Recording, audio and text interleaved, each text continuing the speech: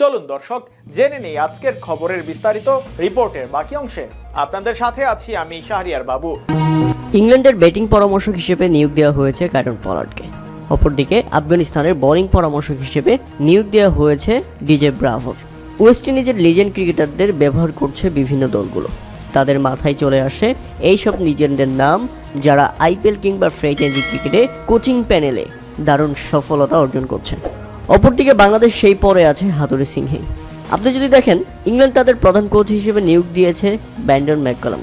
এখন অনেক ক্রিকেট প্রেমীদের মনে প্রশ্ন জাগতেই পারেন, তাহলে বাংলাদেশ কেন এইসব স্মার্ট এবং নতুন লেজেন্ডের কোচিং প্যানেলে আনে না? বাংলাদেশ কেন সেই শ্রীলঙ্কায় পড়ে আছে?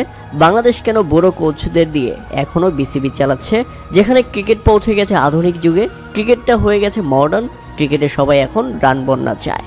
তবে কি বাংলাদেশ এবং হাতুড়ি সিংহের এই সংসার কখনো ভাঙবে না? আবার অনেকেই প্রশ্ন করতে পারে, তারা তো অনেক টাকা নিয়ে থাকবে। প্রিয় দর্শক, হাতুড়ি সিংহে কি বাংলাদেশ থেকে টাকা নিচ্ছে না? হ্যাঁ দর্শক, অনেক টাকা নিচ্ছে। প্রতি মাসে প্রায় $1.5 কোটি টাকা দিতে হয় হাতুড়ি সিংহেকে। তিনি মাসিক বেতন হিসেবে $32,500 পান, যা বাংলাদেশি টাকায় প্রায় 35 লাখ টাকা। সেই সাথে বিমান ভাড়া হিসেবে 10 লাখ এবং বোনাস হিসেবে 5 লাখ টাকা পেয়ে থাকেন তিনি। অর্থাৎ প্রতি মাসে প্রায় 50 লাখ টাকা তার পকেটে যায় বিসিবির পকেট থেকে। যাই হোক, বাংলাদেশের মূল পর্বের বিশ্বকাপ এখনও শুরু হয়নি।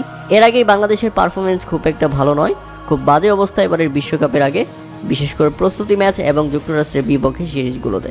তাই বাঙালি ক্রিকেট প্রেমীরা এখন খুব বেশি ক্ষুব্ধ এবং মনমরা হয়ে বসে আছেন ঘরে।